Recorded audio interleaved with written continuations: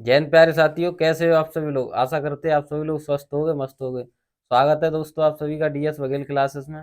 तो दोस्तों, आप लोगों को पता है कि क्लास 12th की हम फिजिक्स पढ़ रहे हैं, जिसमें हम लोगों ने लास्ट लेक्चर में हाइगेंस के जो हाइगेंस का जो हाइगेंस ने बताया था जो प्रकाश के बारे में, उसके हमने नेचर देखे थे, उसका हाइगेंस के सिद्धांत देखे थे और हाइगेंस के तरंगिकाओं के द्वितीयक सिद्धांत देखे थे। उसी में देखा था हमने हाइगेंस के द्वितीयक तरंगिकाओं के सिद्धांत द्वारा तरंग के अपवर्तन की व्याख्या।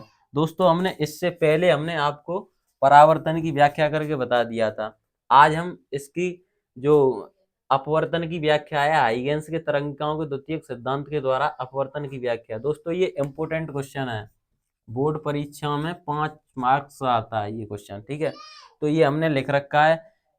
ये दो पहले हम समझते हैं इसको डायग्राम के थ्रू समझेंगे। ये हमने एक मान रखा है, ये एक मीडियम है, मीडियम लाइन है, ठीक है। इससे मीडियम है ऊपर N1 और ये है N2 मीडियम, ठीक है। तो इसी डायग्राम से ये हमने थ्योरी बना रखी है, ठीक है दोस्तों। तो क्या है, जब पहले कोई एक तरंग दूसरे मीडियम में विरल से सघन में जाती है तो उसका अपवर्तन होता है। यहाँ पर अगर नॉर्मल ड्रॉ करेंगे, आने वाली किरण के साथ जो एंगल बनेगा उसे आई, और जाने वाली किरण के साथ जो एंगल बनेगा उसे हम बोलेंगे अपवर्तक कोण, यानी आपतन कोण। जो आने वाली किरण के साथ एंगल आई और जाने वाली किरण के साथ अपवर्तन कोण उसे आर। तो इसी प्रकार से इसकी हमने थ्योरी ये लिख रखी है। जब कोई तरंग एक समांग होता है दोस्तों, एक माध्यम से दूसरे में पार का जो किरण का ट्रांसफर हो जाना, वो क्या होता है, समांग मीडियम। समांग माध्यम से दूसरे समांग माध्यम में जाती है तो वह तरंग अपने मार्ग से विचलित हो जाती है। दोस्तों, जरा सी बात है, आप लोगों को पता होगा, जब अपवर्तन होता है किसी किरण का तो एक मीडियम से, जैसे सपोज दैट मानिए रेयर से डेंसर में जाएगी तो अविलंब की तरफ झुक जाएगी, ठीक है। तो उसका क्या होता है, वो मार्ग अपने मार्ग को चेंज कर देती है, उसे बोलते हैं विचलित हो जाती है, ठीक है। विचलित हो जाती है, इसी घटना को प्रकाश का अपवर्तन कहते हैं। तथा तरंग की चाल और तरंग दैर्घ्य दोनों बदल जाती। एक बात ये याद रखना, जैसे ये तरंग v1 वेग से आ रही होगी तो, और ये v2 से, जैसे ही अगर ये आपस में अगर अपना मीडियम चेंज करेंगी तो इनकी वेलोसिटी और वेवलेंथ यानी तरंग दैर्घ्य दोनों बदल जाएंगी। और ये क्वेश्चन याद रखना है कि उसकी आवृत्ति नो चेंज, यानी आवृत्ति नहीं बदलती है। ये क्वेश्चन 1 नंबर में पूछा जाता है। फिर हमने इसका जो न्यूमेरिकल पोर्शन है वो हमने ड्राइव करके देखा है, डेराइव्ड कर किया है, ठीक है। माना Z1 Z और Z डैश एक अपवर्तक पृष्ठ है, ये Z और Z डैश एक अपवर्तक पृष्ठ है, ठीक। तरंगों की चाल क्रम से v1 v2 है, इसकी ये सपोज दैट मानिए v1, इसकी ये v2, ठीक है। पृष्ठ बिंदु ए से स्पर्श करती है, इससे ए से स्पर्श करेंगी तरंग। तरंगाग्र बिंदु बी से ए तक, ये एक तरंगाग्र है, ये क्या है, बिंदु बी से ए तक तिरछा आपतित होता है।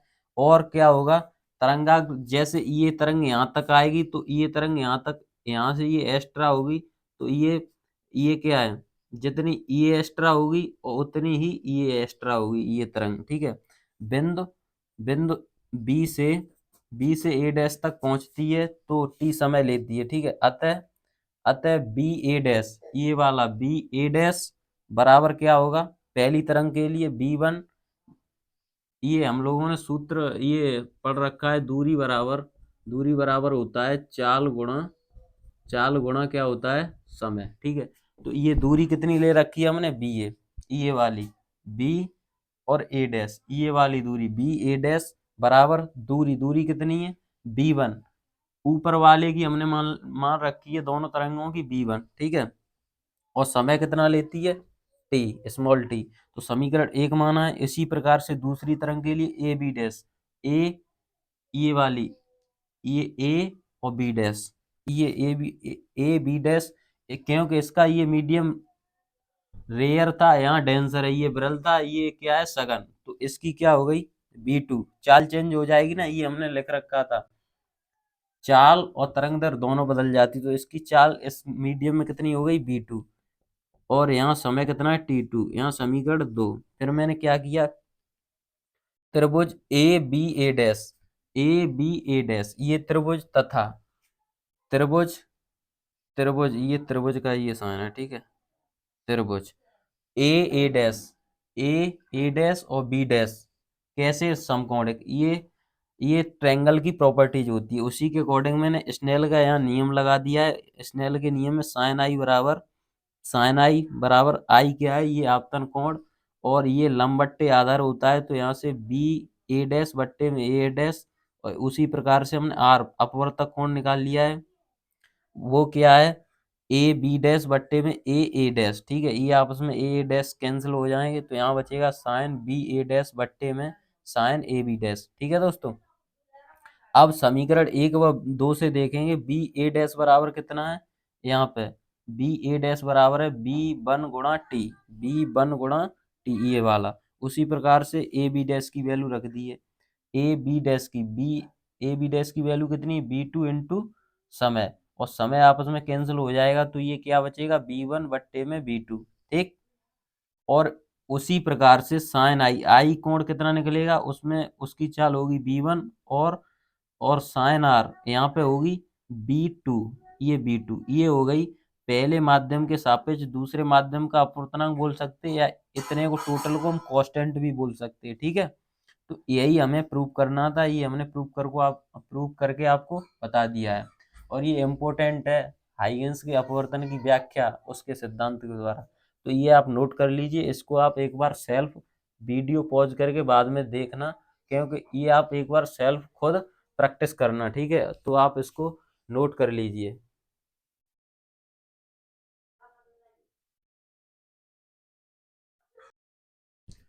दोस्तों आप लोगों ने नोट कर लिया होगा। अब हम देखते हैं, आज हम चैप्टर पढ़ाने वाले हैं, चैप्टर का नाम है, इस प्रकार से लिखिए, चैप्टर है व्यतिकरण, व्यतिकरण जिसे इंग्लिश में बोलते हैं इंटरफेरेंस, INTERFERENC,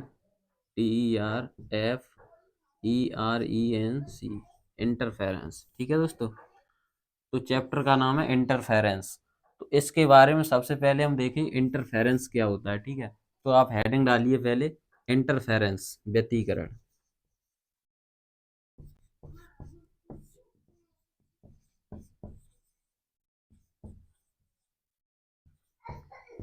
इंटरफेरेंस। दोस्तों इंटरफेरेंस क्या होता है, इंटरफेरेंस वह घटना होती है जब किसी मीडियम में अगर एक ही आवृत्ति की दो तरंगें अगर एक ही मीडियम में अगर गति करती हैं एक दिशा में, तो वो कहीं टकराती हैं, टकराने की घटना को बोलते हैं हम अध्यारोपण।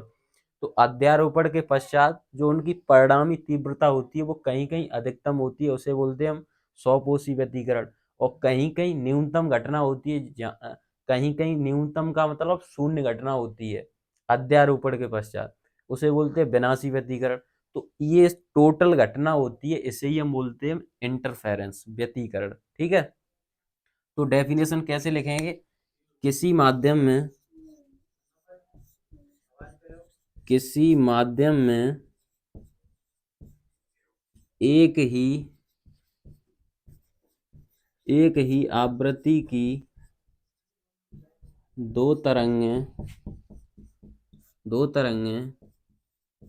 एक ही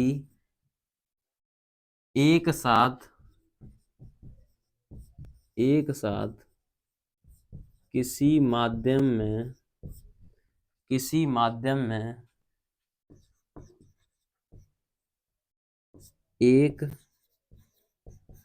एक दिशा में चलती हैं तथा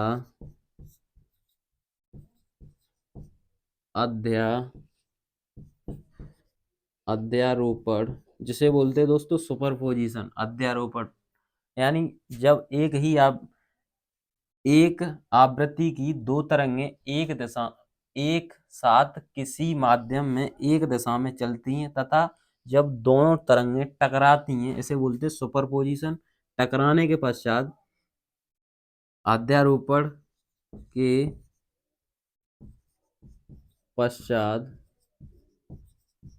उनकी परिणामी परिणामी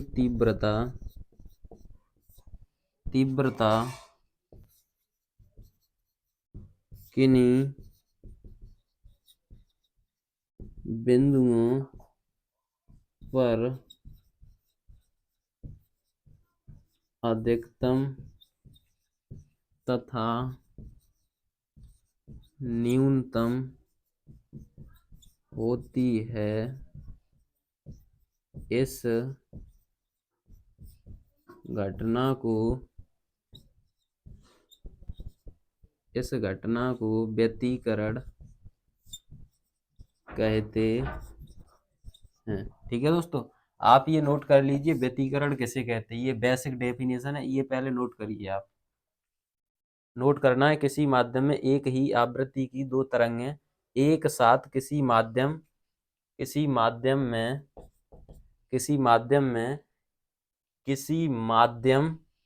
एक दिशा में चलती हैं तथा अध्यारोपण के पश्चात उनकी परिणामी तीव्रता किन्हीं बिंदुओं पर अधिकतम तथा न्यूनतम होती है। इस घटना को व्यतिकरण कहते हैं। ये आप नोट करिए।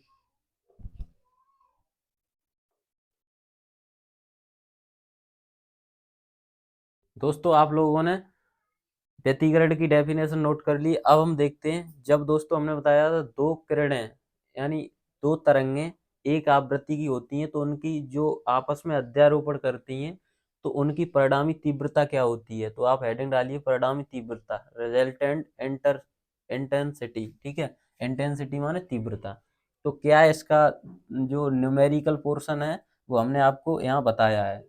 तो आप देखिए, माना कि एक आवृत्ति की दो तरंगें एक दिशा में चलती हैं। ठीक है, तो उनका आयाम क्या होता है, एम्पलीट्यूड बोलते हैं। ठीक है दोस्तों, जैसे कि मैक्सिमम जितनी तरंग जाएगी, जिस प्रकार से सपोज दैट यहाँ समझिए, ये यहाँ से ऐसे तरंग आपस में जाती है तो ये यानी मैक्सिमम जो यहाँ पे दूरी कवर की है वही आयाम होता है तरंग का। ठीक है, और ये यहाँ से ये होती है इसकी वेवलेंथ। ठीक है दोस्तों, ये डायग्राम से ये मैंने ऐसे निकाला है यहाँ से।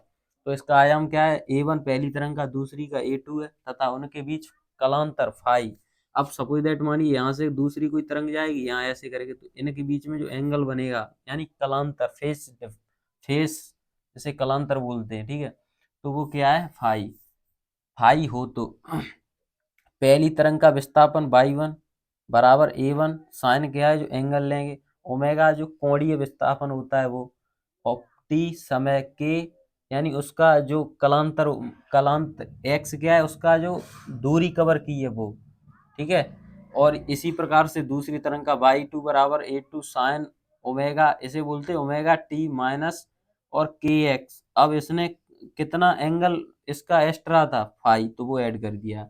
अब जब इन दोनों समीकरणों को सॉल्व करेंगे तो क्या करें, समीकरण 1 व 2 को हल करने पर तथा उनका परिणामी विस्थापन बाई हो तो बाई में बाई बराबर बाई 1 प्लस बाई 2, ये दोनों समीकरण ऐड कर देंगे। ऐड करने के बाद में यहाँ से आर की वैल्यू मिलेगी एक, आर कॉस थीटा बराबर A1 plus A2 cos phi. यहाँ से एक आर की फिर एक और वैल्यू मिलेगी साइन के पदों में, आर साइन थीटा बराबर A2 साइन फाई। इन दोनों समीकरणों को क्या करेंगे, बरक करके, ये लिखा है समीकरण 3 व 4 को बरक करके जोड़ने पर, जब इन दोनों समीकरणों को जोड़ेंगे तो यहाँ से मुझे रिजल्टेंट मिलेगा आर का, आर स्क्वायर बराबर A1 का स्क्वायर प्लस A2 का square plus 2A1 A2 cos phi. ये रिजल्टेंट मिल गया हमको। अब एक फॉर्मूला इंटेंसिटी का होता है, इंटेंसिटी बराबर आई बराबर के आर स्क्वायर। तो आर स्क्वायर की वैल्यू हमने ये निकाल रखी है ये, तो यहाँ से हम इंटेंसिटी निकाल लेंगे। यहाँ से इसमें अगर आर की वैल्यू रख देंगे तो इंटेंसिटी फाइनल ये वाली तीव्रता मुझको ज्ञात हो जाएगी। आई बराबर पहली तीव्रता I1 plus I2 plus 2 under root में I1 इंटू I2 और कॉस फाई अलग से, ये मुझको रिजल्टेंट इंटेंसिटी पता हो गई है। ठीक है दोस्तों, तो ये हमने आपको बता दी है। तो इसको आप उसी के नीचे इंटरफेरेंस के नीचे जो व्यतिकरण की डेफिनेशन लिखाई थी उसी के नीचे इस प्रकार से नोट कर लीजिए। आप नोट करिए ये।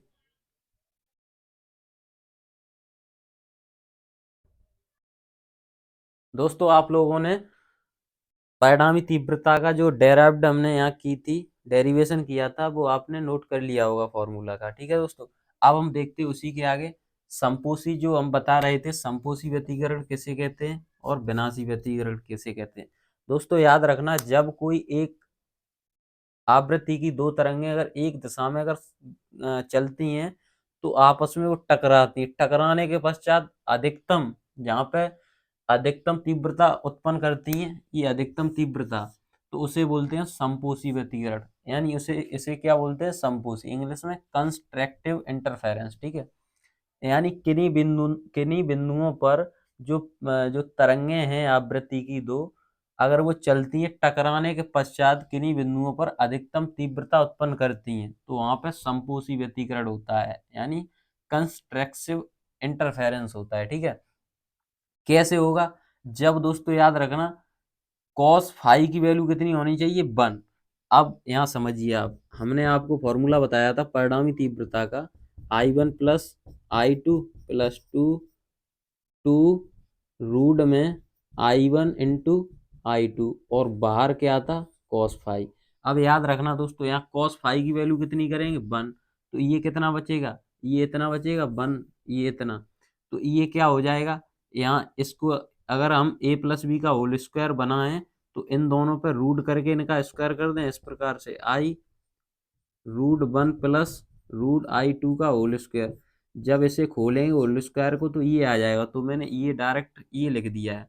और संपोषी व्यतिकरण क्या होता है, मैक्सिमम, यानी परिणामी तीव्रता क्या हुई, अधिकतम, जहाँ टकराने के पश्चात अधिकतम तीव्रता उत्पन्न होगी तो उसे बोलेंगे हम संपोषी व्यतिकरण। इसे आई मैक्सिमम यानी अधिकतम तीव्रता रूट में I1 प्लस I2 का होल स्क्वायर, ये मैंने बता दिया है कैसे निकल के आया, इसी फॉर्मूले से ये ड्राइव किया है मैंने। ठीक है, क्यों, कॉस फाई की वैल्यू 1 हो जाएगी, यहाँ रखेंगे 1, 1 का गुणा इसमें करेंगे तो ये वाली आ जाएगी, इसको हम a प्लस बी का होल स्क्वायर बना लेंगे, root I1 plus root I2 का होल स्क्वायर, जब खोलेंगे तो ये निकल के आ जाएगा, तो इसी वजह से मैंने ये लिख दिया है।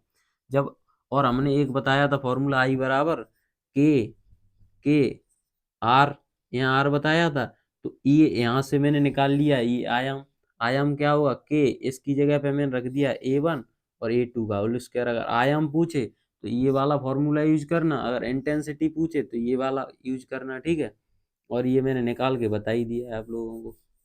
ठीक है दोस्तों, अब क्या करना है, इसी प्रकार से विनाशी व्यतिकरण, विनाशी व्यतिकरण डिस्ट्रैक्टिव इंटरफेरेंस क्या होता है, जहां पर तीव्रता क्या हो, टकराने के पश्चात न्यूनतम हो, तो उसे बोलते हैं विनाशी व्यतिकरण।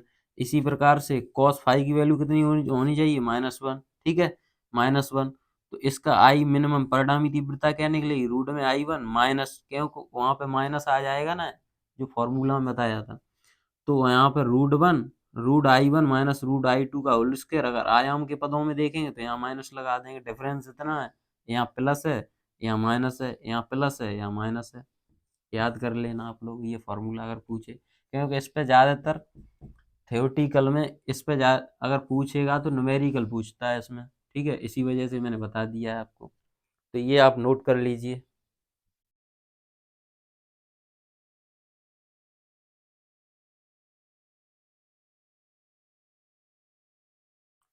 दोस्तों आप लोगों ने नोट कर लिया होगा, अब हम देखते हैं यंग का व्यतिकरण संबंधी द्वि-रेखा छिद्र प्रयोग, young double slit interference experiment. ठीक है दोस्तों, तो इसमें पहले रीड करते फिर हम आपको डायग्राम के थ्रू समझाएंगे। ठीक है, समान आवृत्ति की दो तरंगें एक ही दिशा में चलती हैं तो कुछ बिंदुओं पर अधिकतम व न्यूनतम घटना व्यतिकरण कहलाती है, ये तो हमने आपको इससे पहले बता दिया था। अब हम देखते हैं यंग के अनुसार, इनका पूरा नाम था थॉमस यंग, सन 1801 ईस्वी में प्रकाश के द्वैक रेखा छिद्र के द्वारा प्रयोग के रूप में इन्होंने एक प्रयोग किया था, कब, 1801 ईस्वी में, किन्होंने, थॉमस यंग ने। फिर द्वैक रेखा छिद्र से द्वारा प्रयोग किया, इसके रूप में आगे क्या हुआ दिखाया, यंग ने एक पर्दा लिया।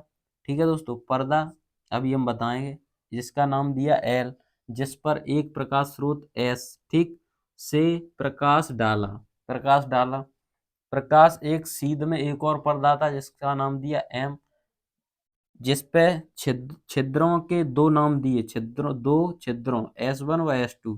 छिद्र किसे बोल रहे हैं? सोर्स, जहां से प्रकाश निकल रहा है, ठीक है।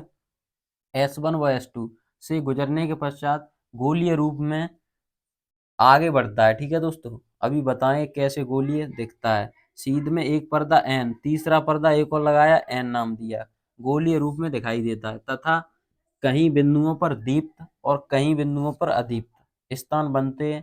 तो ये स्थान बन रहे हैं, उनके बीच में गैप होता है, तो उनको नाम दिया पट्टी, और इन्हें क्या बोलेंगे? फ्रेंच।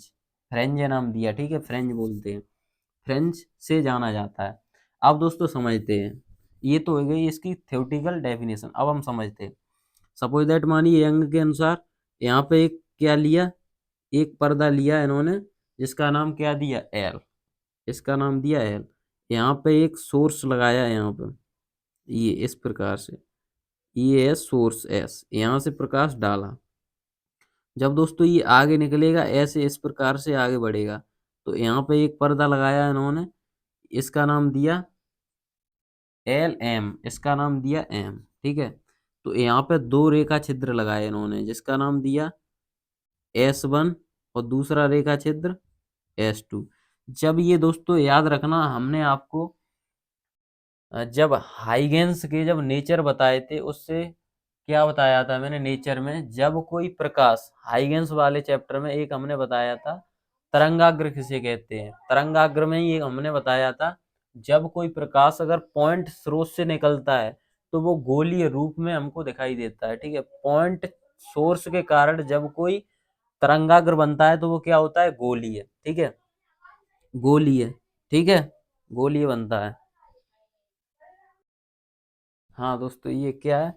ये S1 एक सोर्स है, यहाँ से प्रकाश डाला, ठीक है, यहाँ से प्रकाश एंटर करेगा तो गोलीय रूप में आगे बढ़ेगा। यहाँ एक और पर्दा लगा रखा है M, यहाँ पे दो सोर्स लगा रखे हैं S1 व S2। जब यहाँ से प्रकाश आगे बढ़ेगा तो ये इस प्रकार से आगे बढ़ेगा, ये इस प्रकार से ऐसे, ठीक है। और इसका प्रकाश निकलेगा तो ऐसे बढ़ेगा, इसको थोड़ा ना बड़ा करते हैं, इस प्रकार से आगे बढ़ेगा ऐसे करके, ठीक है दोस्तों। ठीक है, यहाँ पे एक पर्दा लगा रखा था इन्होंने, जिसका नाम दिया था इन्होंने एन। एक पर्दा लगा रखा था एन। तो यहाँ पे इन्होंने देखा, ये इस पर्दे पे देखा यहाँ पे, तो ये प्रकाश कुछ इस प्रकार से ये देखा इस प्रकार से, ये ऐसे गोल गोल, एक दो तीन चार, ये गोल रूप में देखा है। तो अब हुआ क्या है, यहाँ पे जो ये यहाँ पे ये इस प्रकार से ये यहाँ कट रही हैं, यहाँ पे जहाँ प्रकाश अधिकतम होता है, यानी अधिकतम नहीं, सॉरी, कहीं पे प्रकाश, यहाँ पे जो स्लेटें बन रही हैं, ये ऐसे इस प्रकार से, जहाँ प्रकाश कट कर रहा है और नहीं कट कर रहा है, तो वहां पे दीप्त, दीप्त, दीप्त का मतलब होता है उजाला हो रहा है कहीं, तो कहीं अंधेरा हो रहा है, इस प्रकार से। और समझिए, ऐसे करके, ये ऐसे करके ये क्या बन रही है? पट्टियां बन रही हैं इसके बीच में, ठीक है। ये इस प्रकार से, जहां पे ये दिख रहा है ऐसे करके, ये क्या हो गई? अदीप्त, ये हो गई अदीप्त। अदीप्त क्या होती हैं? ये जाकर देखिए, इसी चैनल पे हमने बताया दीप्त और अदीप्त, सोर्स ऑफ लाइट, यानी प्रकाश के स्रोत के बारे में। और ये यहाँ पे इसको बोलते हैं हम दीप्त। ये जो पट्टियों के बीच में ये दूरी है, ये दीप्त, और जो पट्टी है उसको अदीप्त, यानी दीप्त वे वस्तुएं जो स्वयं प्रकाश उत्पन्न करती हैं, जहाँ या जहाँ पे प्रकाश होता है, और जहाँ प्रकाश नहीं होता है वो अदीप्त होती है, ठीक है दोस्तों। तो ये इस प्रकार से इन्होंने एक अपना एक्सपेरिमेंट रखा था। अब हम देखते हैं इससे आगे, तो आप इसको पहले नोट कर लीजिए, और ये डायग्राम जरूर बनाना है, ये यहाँ पे मिटा देते हैं। इस प्रकार से आप डायग्राम बनाना है, ठीक है। पहले एक साफ अच्छे से बनाना है, क्योंकि हमने तो आपको यहाँ बना दिया है, इसी प्रकार से बनाना है आगे आपको, बढ़िया तरीके से। तो ये आप नोट कर लीजिए और ये डायग्राम बना लीजिए।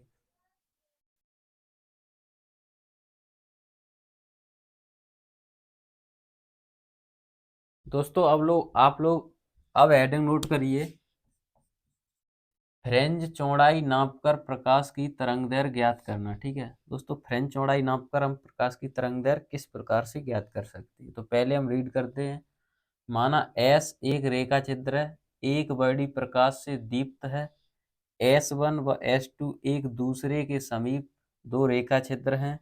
S स्रोत से चलने वाली प्रकाश किरणें S1 व S2 पर समान कला में पहुंचती हैं। इनके बीच कलांतर नियत होता है। S1 व S2 से द्वितीयक तरंगिकाएं चलती हैं। दूसरे पर्दे पर व्यतिकरण फ्रेंजें बनती हैं। फ्रेंजों की चौड़ाई नापकर तरंगदैर्घ्य ज्ञात कर सकते हैं। S1 व S2 बराबर स्मॉल d दूरी, CO बराबर CO CO बराबर कैपिटल D दूरी, और PO बराबर P और O बराबर स्मॉल x। ठीक है, फिर पथांतर और ये सब निकालेंगे। ठीक है दोस्तों, तो पहले ये आपने रीड कर ली। अब हम देखते हैं ये डायग्राम। अभी हमने इससे पहले यंग का द्वय स्लिट प्रयोग, डबल स्लिट प्रयोग बताया था। पहले उन्होंने क्या किया था, यहाँ पे एक पर्दा लगा रखा था। यहाँ पे क्या था, एक यहाँ था S1 स्रोत, यहाँ से प्रकाश एंटर किया तो ये इस प्रकार से गोलीय रूप में आगे बढ़ता गया। फिर यहाँ पे एक पर्दा लगा रखा था। सपोज दैट मानिए इसको L नाम दे दिए, इसको M और इसको N। ठीक है, तो L पर्दे से जिस प्रकार से इस यहाँ से कोई बिंदु है S सोर्स, यहाँ से प्रकाश एंटर करेगा और आगे बढ़ेगा गोलीय रूप में। फिर दूसरा पर्दा है M, वहां पे मैंने दो सोर्स लगा रखे S1, ये सोर्स दिख रहा है, इसका नाम S1 है, और ये यहाँ है, ये सोर्स है, इसका नाम है S2। ठीक, जब यहाँ से प्रकाश आगे बढ़ेगा तो यहाँ पे हमें कुछ गोलीय फ्रेंजें दिखाई देंगी, यानी कुछ पट्टियां दिखाई देंगी गोलीय रूप में। तो उनकी चौड़ाई नापकर हम प्रकाश की तरंग दैर्घ्य, ये किस प्रकार से एंट्री करके आगे बढ़ रहा है, यानी जो तरंग दैर्घ्य किस प्रकार से हो रही है इसकी आगे, तो वो हम फाइंड आउट करने वाले। ठीक है, अब सपोज दैट मानिए S1 से वो S2 से P एक कोई तरंग यहाँ से यहाँ, जब यहाँ से अगर हम ऐसे करके डॉट डॉट करेंगे तो ये सेंट्रल फ्रेंज है, ये सेंट्रल वाली। यहाँ से अगर हम देखें तो ये क्या है, ये कोण फाई है, फाई इसे बोलते हैं फेस कलांतर, या ऐसे बोलेंगे पथांतर। ठीक है, कलांतर है ये, कलांतर, क्यों कला में ही तो अंतर है, फेज डिफरेंस। और अब क्या करेंगे, और यहाँ एक सेंटर मान रखा है O, इसको ये बिंदु है, इसको मान रखा है C, और यहाँ पे एक बिंदु है, यहाँ पर मिल रही है, उसे पॉइंट दे दिया है P। ठीक है, इन दोनों के बीच P और O के बीच की दूरी कितनी है X, और इसका ये पर्दा लगा रखा है, इसका नाम है पर्दा। यहाँ ये C पॉइंट था, ये O पॉइंट था, इन दोनों के बीच की दूरी कितनी है कैपिटल D, और S1 व S2 के बीच की दूरी कितनी है स्मॉल d। और S क्या है प्रकाश स्रोत, L क्या है पर्दा, M पर्दा है, और N पर्दा है। आप पढ़िए, S एक द्वय छिद्र एक बड़ी प्रकाश दीप्त है। दीप्त क्या होता है दोस्तों, जहां से हम प्रकाश निकालते हैं, जहां से प्रकाश आता है, उजालापन देता है। ठीक है, यानी सोर्स प्रकाश का, तो एस सोर्स है। ठीक है, सोर्स से चलने वाली प्रकाश किरणें, यहाँ से चलने वाली प्रकाश किरणें S1 व S2 पर, S1 व S2 पर समान कला में पहुंचती हैं। इनकी इंटेंसिटी क्या होगी, वो सॉरी, ये किस प्रकार से आगे बढ़ेंगी, इन ये समान कला से आगे बढ़ेंगी। समान कला का मतलब यानी समान अंतर से आगे बढ़ेंगी। ठीक है, इनका जो डिफरेंस होगा वो क्या होगा, सेम। इनके बीच कलांतर नियत होता है। नियत का मतलब दोस्तों होता है कोई एक वैल्यू फिक्स, यानी नियत, उसे बोलते हैं नियत, यानी जीरो ना होके एक फिक्स वैल्यू से आगे कोई चीज बढ़ती है। ठीक है, उसे बोलते हैं नियत। तो ये नियत होती हैं S1 व S2 से द्वितीयक तरंगिकाएं। दोस्तों इससे पहले मैंने आइगेन्स वाला चैप्टर बताया था, वहां पर द्वितीयक तरंगिकाओं के बारे में बताया था। तो द्वितीयक तरंगिकाएं चलती हैं दूसरे पर्दे पर, इस पर्दे पर। ठीक है, इस वाले पे व्यतिकरण फ्रेंजें बनती हैं, इस वाले पर्दे पे व्यतिकरण फ्रेंजें बनती हैं। तो इनकी चौड़ाई नापकर या मापकर ज्ञात कर सकते हैं। क्या ज्ञात कर सकते हैं, तरंगदैर्घ्य। ठीक है, तो S1, ये S1 और S2 के बीच की दूरी कितनी है स्मॉल d, और C और O के बीच की दूरी कितनी है कैपिटल D, और P और O के बीच की दूरी कितनी है स्मॉल x। अब हम देखते हैं इसका पथांतर, यानी इसके जो चलने में जो पथांतर यानी पथ में कितना अंतर आएगा। ठीक है, S2 और ए कहाँ है, ये यहाँ एस, आप ऐसे लिखिए S2 तो है। ठीक है, तो ये यहाँ इसका ऐसे पथांतर लिखिए डायरेक्ट, आप कंफ्यूज बेकार में मत होइए। तो ये पथांतर कितना निकलेगा, ये फाइनली मैंने बता दिया आपको, x ये वाला एक्स, और डी इन स्लेटों के बीच की दूरी, याद रखना स्मॉल जो डी है वो स्लेटों के बीच की दूरी है, ठीक है, और डी क्या है, पर्दे के बीच की दूरी, ठीक है, डी। इस प्रकार से ये आ गया आपका पथांतर। अब दीप्त फ्रेंजों के लिए, यानी जहाँ पे प्रकाश पहुंचता था वहां के लिए, अब यही फॉर्मूला क्या है, ये एम, एम क्या है, यहाँ पे एक नंबर है, नंबर जैसे होल नंबर होते ही है 0 से इनफाइनाइट तक, ठीक है, एम यहाँ वैल्यू है, तो lambda x D small D बट्टे में कैपिटल डी बराबर इस एम लेमडा। अब इस यहाँ से मैंने एक्स की वैल्यू निकाल ली है, तो एक्स बराबर एम डी लेमडा बट्टे स्मॉल डी, ठीक है। अब अदीप्त के लिए ऐसे देखते हैं, तो एक्स डी बट्टे कैपिटल डी बराबर एम माइनस वन, तो यहाँ पे किस वैल्यू कितनी हो जाएगी, 1/2, ठीक है, माइनस हो जाएगी यहाँ। ये मैंने आपको डायरेक्ट बता दिए फॉर्मूला, इनका भी डेराइव्ड होता है, डेरिवेशन होता है। तो यहाँ एम की वैल्यू कितनी है, 1 2 3 इनफाइनाइट तक, यहाँ जीरो नहीं है, यहाँ पे जीरो था, यहाँ जीरो नहीं है, ठीक है, तो ये वैल्यू आ जाएगी, यहाँ से एक्स की वैल्यू निकालेंगे, तो एक्स बराबर एम माइनस के 1/2 D capital D but lambda बट्टे में स्मॉल डी, ठीक है। तो ये आप दीप्त के अदीप्त के लिए और ये दीप्त के लिए आप नोट कर लीजिए, फिर हम बताएंगे फ्रेंच चौड़ाई, यानी जो यहाँ पे ऐसे करके दीप्त फ्रेंजें बन रही होंगी, यहाँ पे दीप्त और अदीप्त इस प्रकार से बन रही होंगी फ्रेंजें, इनकी चौड़ाई किस प्रकार से मापकर हम तरंग दैर्घ्य ज्ञात करते हैं, आगे बाद में बताएंगे, पहले आप ये नोट करिए।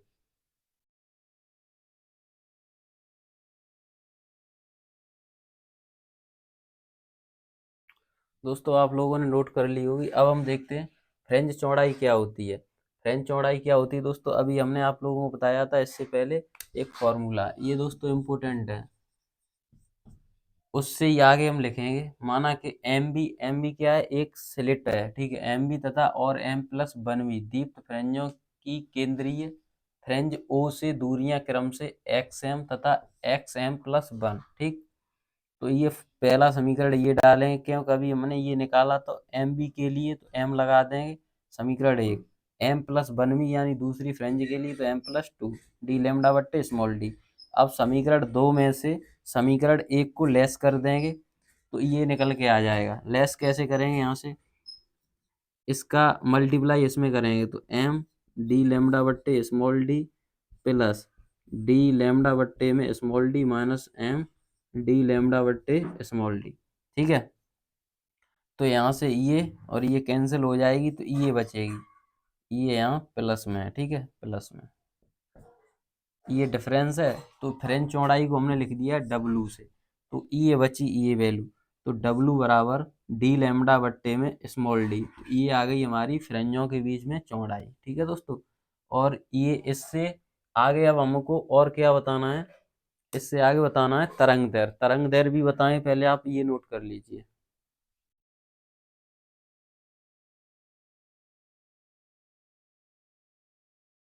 दोस्तों इससे आगे क्या करना है, इसी प्रकार से हम क्या निकाल लेंगे, कोणीय चौड़ाई, इस प्रकार से ये डेराइव्ड किया है, जैसे थीटा वन वो थीटा एम बी के लिए, फिर उसी प्रकार से थीटा वन बी के लिए दूसरे में से फर्स्ट घटा दें, उसी प्रकार से हमारी फ्रेंच जो कोणीय फ्रेंच चौड़ाई है वो निकल के आ जाएगी।